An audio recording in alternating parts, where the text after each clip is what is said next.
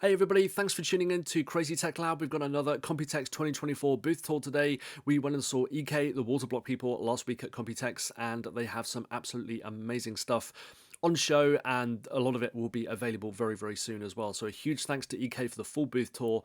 Let's see what they've got. Doing the Nexe product line first.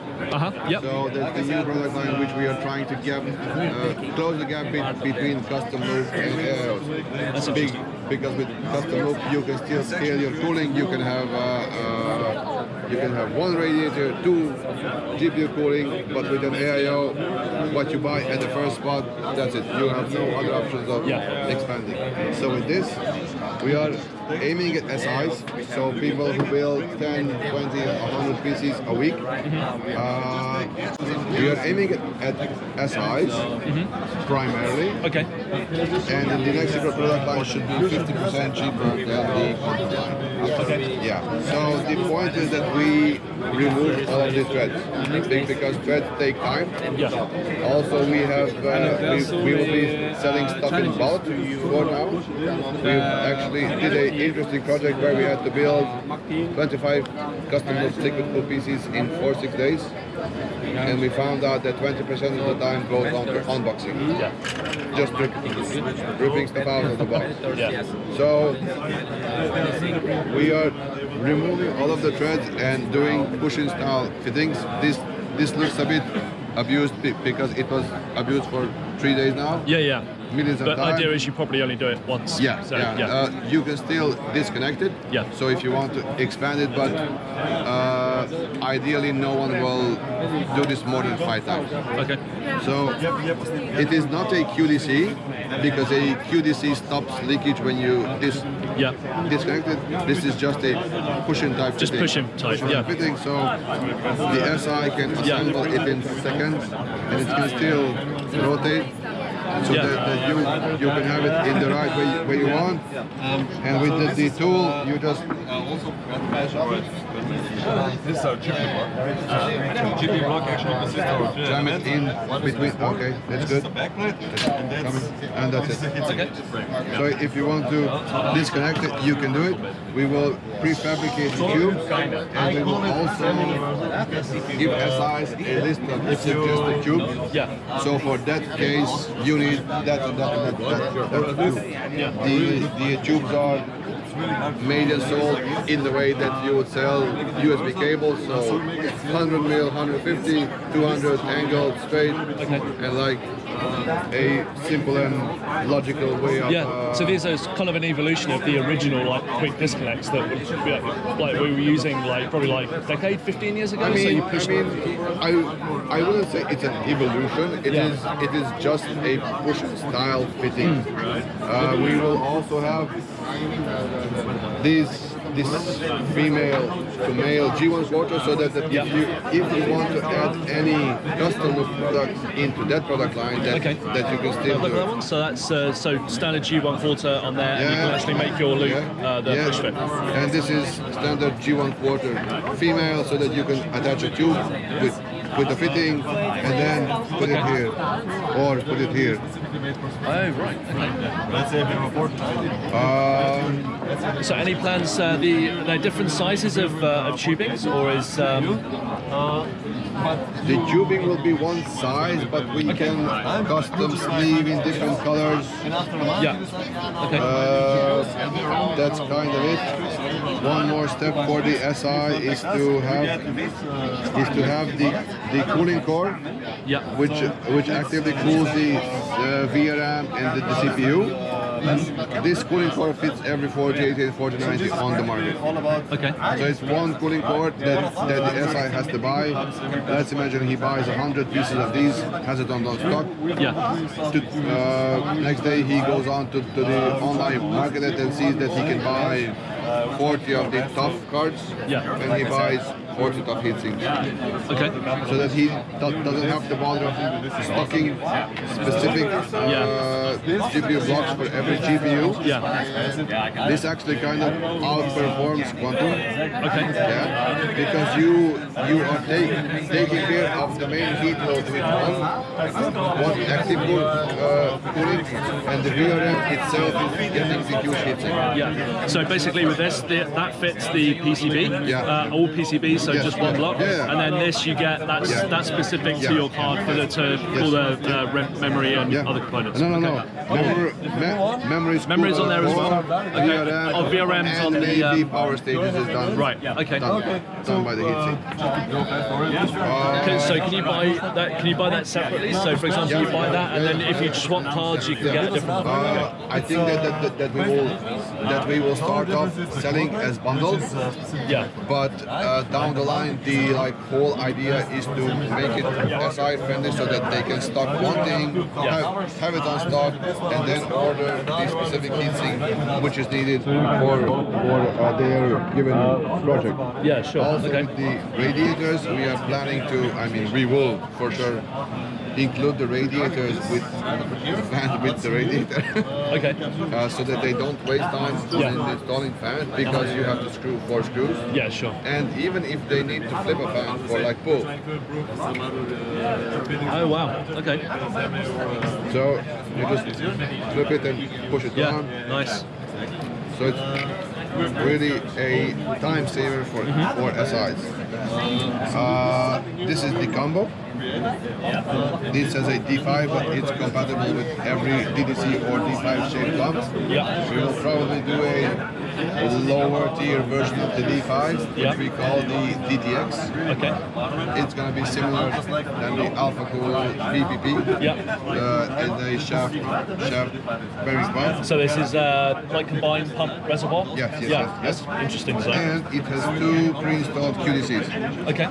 Now this QDC has a special valve in it, and when the QDC is installed, the valve is actuated, and the entire loop, which you can see there, now runs through these 2 holes, so in and out. Okay. Which brings us to that machine. Okay. So you hook up that machine here, and that's called the DFF unit, draining flushing filling. Wow. Okay. This can leak test your loop. Yeah. It can run the cleaning. That's not what I thought it was. I thought it was a water chiller. No. So okay. So it can leak test. Right. It can run the cleaning agent that we have for a specific time. Then it flushes it, and then it can fill it with the specific coolant that you want. So, Okay. so that has, there you can see it there. It is attached to 4 big containers. One is for the cleaning agent, one is for the flusher, one is for the coolant, and the last one is for the waste. Yeah. So that it wastes. So it has a filter inside itself, so any physical particle debris will be filtered, and it also has a vacuum pump, so when it fills it entirely so that you don't have to rock the case to bleed there and stuff like that. So we are trying to make the SI also happy, because a lot of them stepped away from custom loop, because if somebody buys a custom loop PC, in 1 year the customer comes back and says, clean it. Yeah. Can you please clean it? Okay. So they waste a lot of time on cleaning the loop, but with this machine, you can either go with Nexe and just have it ready, or you can also convert it with the other thing that I'm going to show you later, the bypass valve. You can make any custom loop DFF friendly, so that someone can do maintenance. Because if you buy a car, there's a certain period when you have to change the oil for custom loop, because it has water. You also need to change the coolant once in a while. Yeah.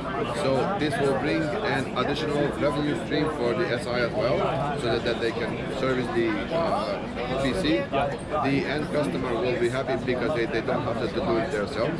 They can just have the SI do it, and we will also be happy because obviously they will be buying our stuff. Yeah. So that's the general idea behind the whole Nexe product line. I think I haven't missed anything. Yeah, no, that's really good. We can skip on to the next product line. Yeah, which sure. is So these are the components that we were just talking about. So that's the new. Yeah, and here we have an example, a build with 2 radiators. So one at the top and one at the back. And that's a like workstation, single color, no RGB fans. It looks sleek. Obviously, it can compete with custom loop. Yeah. But it looks nice enough because when you have an AIO, the only thing that you get is RGB on the fans and RGB on the pump up, maybe a screen. Yeah. Regarding these products, if we ever get a huge order like Asus wants to go Pro Art, we can do a separate extrusion which has the fins, which they have as a specific design language. We can UV print a logo. We can put a screen in it. So there are massive amounts of options depending on the order quantity and the project. Next up is the Mana product line. So it's going to be a slow start. We will start with two kits, an S240 and an S360. It's aimed at to be around 40% cheaper than the Quantum line. Wow. Okay. Obviously, it will be a much. Oh, hello. Hello, Attila. Hello. It will obviously be a much smaller product line, so no gold fittings and stuff like that. Only black and silver fittings, one universal CPU block, which can switch from AMD to Intel just by changing the frame. Awesome. Yeah. Simple combo unit, which is small, with a DDC. If you would have a D5, it would stick out too much on the back. Yeah. So a alternative variation of custom loop for more affordable purposes. Okay, that's nice. Will that include GPU water blocks as well, or just? GPU blocks will also probably come. Yeah. We will also probably be aiming at lower tier cards as well, so 4070 or 5070, whatever comes. So down to maybe 70, but maybe 60? Yeah, because if you or a bit too, is 60, maybe 50, 60 maybe. If you look at the Steam charts, the first two are the 4060 and the 4070 Ti, but the 4090 Ti is still in the top 5. Yeah. So we will try to bring it down 4060. We're done. Thank you very much for coming. See you. Thank you very much. We will see each other probably somewhere. Yeah, of course. And we'll be in touch. Okay, thank you very much. Thank you very much. Send me an email for the AIOs and Will do. I will finish him and finish it. Finish him. And I'll get to you. Here we have a direct die Ryzen CPU block. Yep.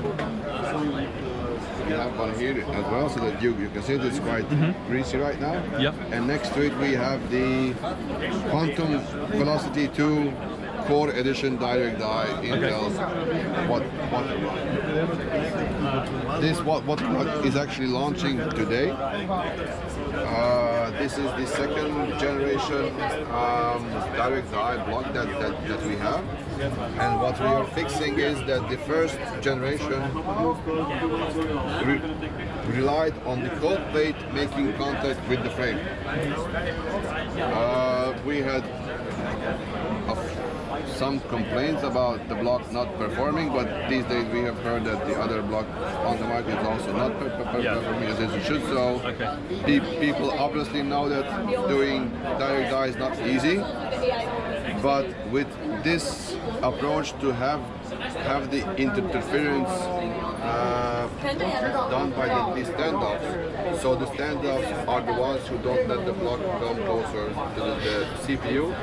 We expect to resolve all issues or to have a minimal amount of people with issues with contact. What we are happy about is that people might report bad contact, but we are happy that no one is reporting killed CPU. So if someone has a bad contact, customer support, we will send out new parts, try it again. If it doesn't work, Yeah. refund, that's it. Yeah. But the main goal is to not to kill hardware. Yeah. So is it like when it doesn't work? Is it just down to like just very fine tolerances? Yeah. Like it's got to be That's super it. accurate, That's and it. it's just hard That's to do it. that. Because you have socket manufacturers, Foxconn, you have this, you have that. You know, I mean, if it's just a half a millimeter or even Fractions, less, like tiny tolerances. Yeah. that's it. Okay. So this Intel block will also work with the standoffs rather than the frame and the full plate. Yeah. So while we're on Matching. CPU water blocks, is there any differences with the upcoming Intel socket?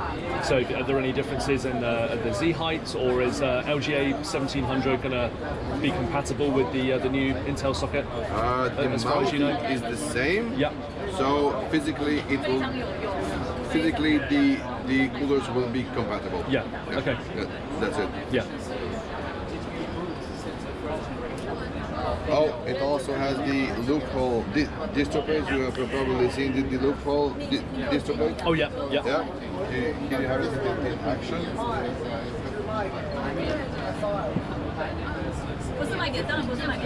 Next we just have a basic Matrix 7 build to show that building custom loop is easy if you go with Matrix 7, and you can get all of the tubes straight parallel, because we can give the exact list of fittings to the end user.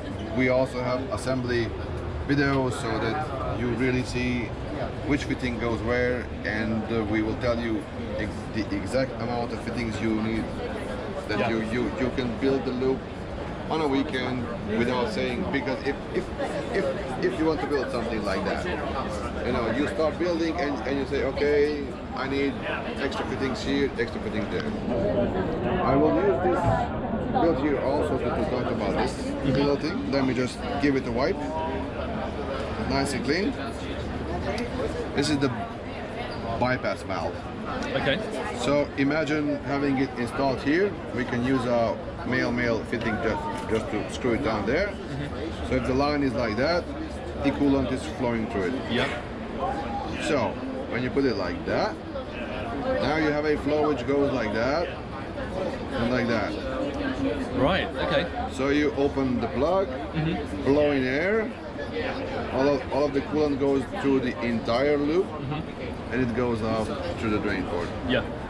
And when you're done, you just put back the plugs, set it back like that, fill the loop, done. So that's how you drain it. Yeah. That's interesting. You can also use this if you want to have external cooling. And you set it like that. You have two of these, and the loop goes like that. So inside the case. If you want to use the external ones, you set both like that, so it goes out into the external rad and comes back in. That's it. Nice. So it's a multiple purpose bypass valve. Yeah. Yeah, I know external radiators and things aren't that common, but I've literally done the same thing, but with just like a ball valve, which doesn't look as good as that one.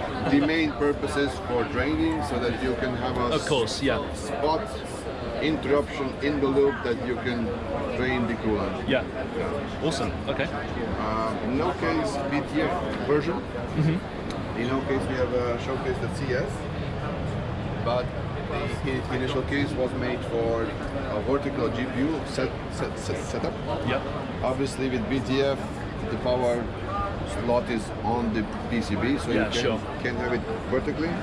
So we have the BTF version of the GPU block without no power slot, and this is actually the Evo Strix GPU block.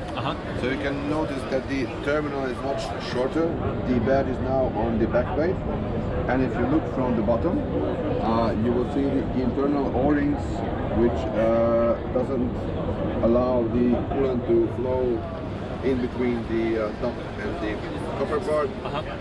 It has the RAM block which we launched a few weeks ago, and the brand new Velocity 3 CPU block, which we have there on the table, and we can talk about more details. And I might even pass you on to Joe because the CPU block supports 12 configurations. Yeah. Oh my god. Okay. For Intel, because you have these die horizontally, and you have to flow like that. If you have AMD, it's best to flip the coil plate so that Okay.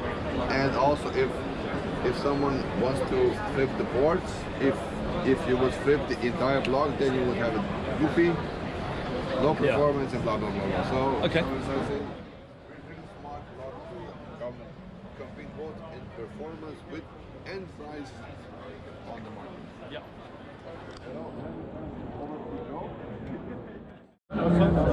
There we go. So, but what's this one called?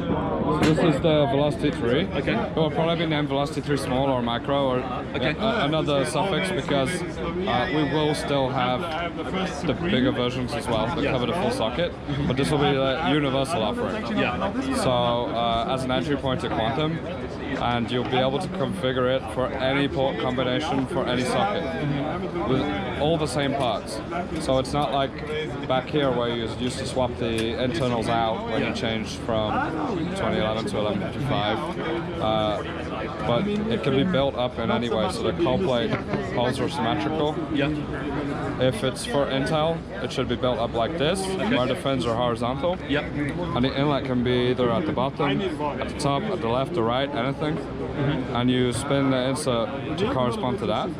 So you can see the jet, the gaps in the middle here. Sure. Yep. So this is on center, horizontal slats. The orifice is vertically oriented, so it's in line with the die. Yeah. So that's the best setup for Intel. Normally we would have flow from bottom to top, because that's how it matches up to our distros. Yeah. But if you had an old style loop and you want to do left to right, right to left, you can spin the top around, and you can see the insert has an additional hole. So either of those two places could be the inlet. And if you flipped it 180, then it could also be here or here. Yep. So basically one box, and it supports all those with the parts that you get in the box. It supports all of those. The only like redundant part you get is literally the halves of the mounting bracket. You see they snap in place. So there'll be AMD and Intel. a pair of Intel, a pair of AMD. The standoffs, they're also shared. So you see there's a gap up the middle, that undercut. So if you put it on AMD, that undercut will hit the standoff on the board. If you put it on Intel, then the bottom face will hit the board. So it's set right for both. The spring tension's right on both.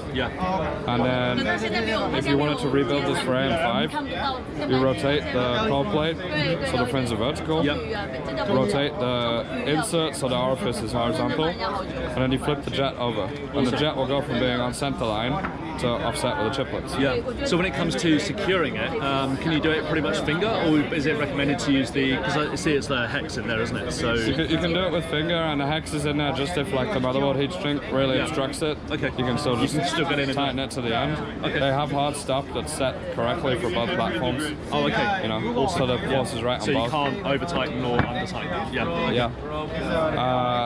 And then the other cool thing is that, what am I going to say? Ooh. I'm missing something, but going to the next thing. So the flow is also crazy because it's set up like a magnitude insert where the flow returns over the top. So we have a big fin area compared with these earlier blocks where the flow return around the side. Yeah. But the end pieces of the insert are actually hollow. Okay. So there's 4 routes for the coolant to return from that outlet side to the return. Yeah. Okay. So it can wrap both around the end and over the top. Yeah. So that's the same block. So just a slightly different design with the acetal.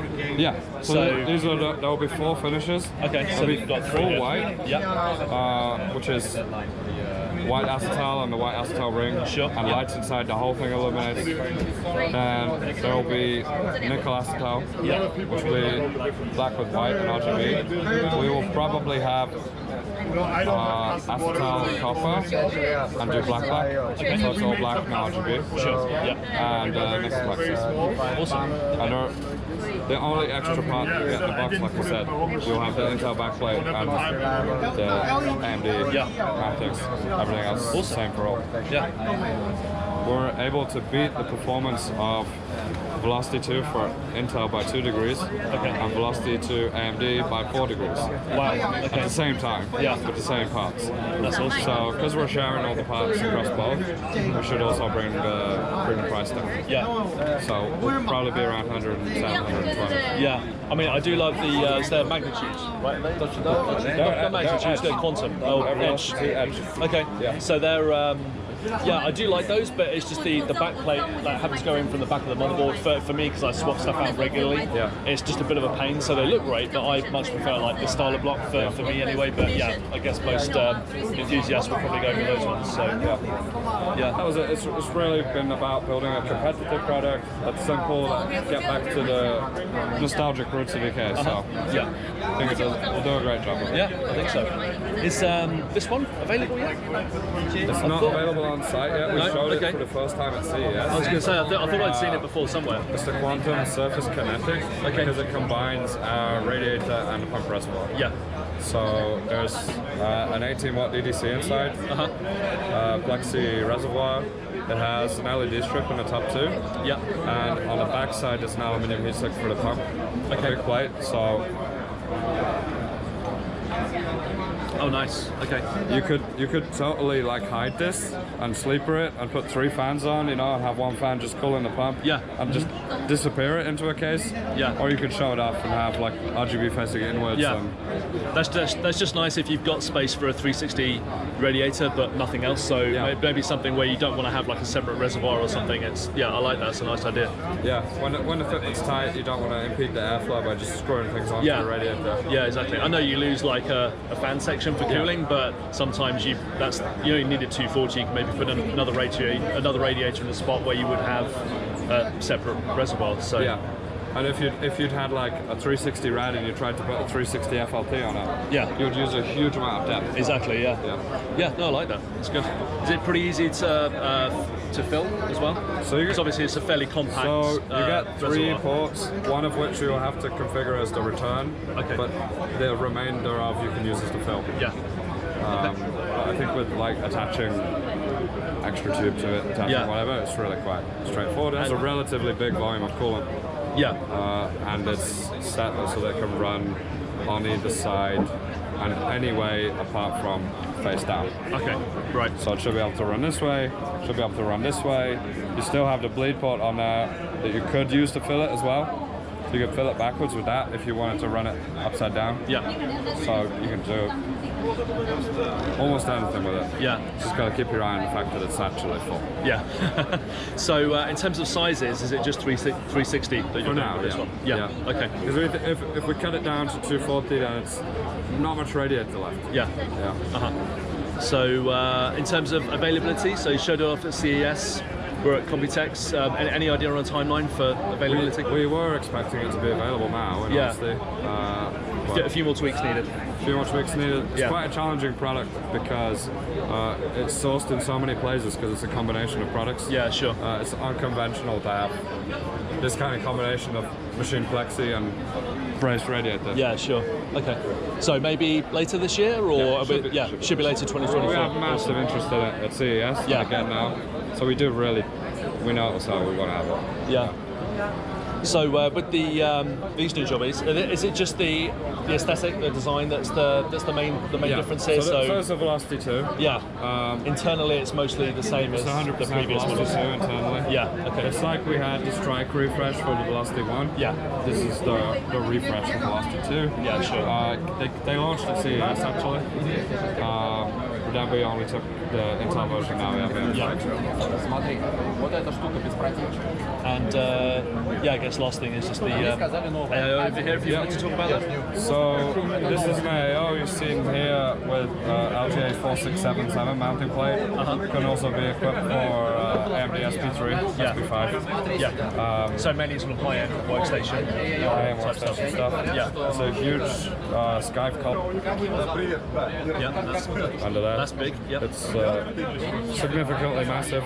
Yeah. So what's the sort of workstation sales like for you guys? I know that you were at the Silverstone booth Oh, Eddie was yesterday looking at the cases there. So is AI and the whole workstation stuff pretty like a pretty big focus for you guys? I wouldn't say we're specifically focused on it as of yet. Just maybe a growing area. It's a difficult thing to infiltrate because of NVIDIA's supply of GPUs ultimately, and how they want to control it, and how the manufacturers want to control the cooling. It's not like anyone's going to be putting aftermarket stuff on a H100. No, exactly. Yeah. Doesn't look like that yet. Yeah. Obviously, we'd love to make the stuff for it, but we do make up to the H100 80 gig PCIe card. We make that. What we see for us, the AI potential will be with people wanting to have local workstations and they want to run GeForce cards that are affordable. And Nexe kind of has that in mind. So it makes the GPU much smaller than an air-cooled one. So you can fit 3 or 4 in a board again. Because you can't run 3 toughs. They're enormous. Yeah, exactly. How board are they? So you can go back to like that X99 style board and run 3 or 4 cards. And you can get a lot more performance out of it. Yeah, no, I love the sort of the push fit stuff as well. I think that's really, really useful. Yeah. Cool. So this has a very similar cooling engine to the Threadripper but magnitude. Okay. It has multiple inlets and like 3 outlets, like forked together. So it's targeting when you have 4 triplet CPUs, which both 4677 and its Threadripper are both in a similar configuration. So it's targeted like that, and the pump inside is a real D5. Wow, you got a D5 in there. Actual D5 in there. So the D5's like sitting sideways at the bottom, and then on the plate at the top is the reservoir, and it's all like drilled out and through. It's pretty specialized stuff. You can run it in any orientation so long as the tubes are at the top. So you can run it in a server like this way, because we put the pump in sideways. And you can run it upright, obviously, or sideways if it's in like an RPM micro. Wow. Q3 of good stuff.